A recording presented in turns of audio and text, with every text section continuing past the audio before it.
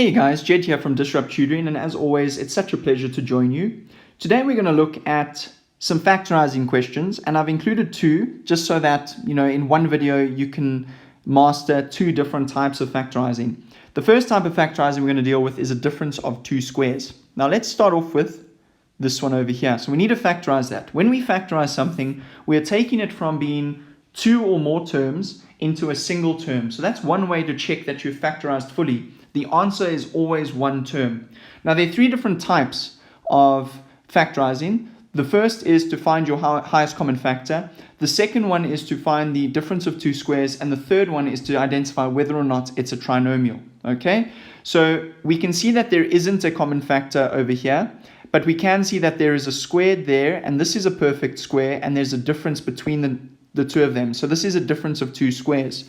When you deal with a difference of two squares question, you open up your two brackets, you put a plus in the one and a minus in the other, you put the square root of the first term into the front of the bracket and the square root of the second term into the back part of the brackets. And that gets you your marks. Nice and easy, simple, 1 mark for that question. Moving on to the next one, guys. We look first, we see that there isn't a common factor. We can see that this clearly isn't a difference of two squares, but we do notice the square and we notice that there are three terms. So this is a trinomial and we need to try and factorize that. When you deal with a trinomial, we do the same thing. We open up two brackets, okay? Now we need to be very careful. If this is a plus sign, okay? If this is a plus sign, both of the signs in the brackets are going to be the same. And this tells us what sign it's going to be. So we know that there's going to be a plus in both brackets. Now you can automatically square root that in the front of both of the brackets, and that forms that.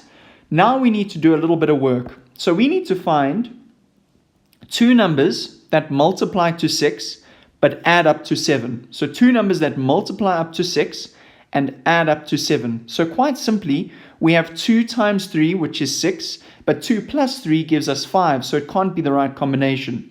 If we look at 6 times 1, okay, that gives you 6, and it also adds up to 7. So it doesn't matter which way around you write this, but 6 and 1 would be the right answer, and that would give you probably 1 or 2 marks for that question.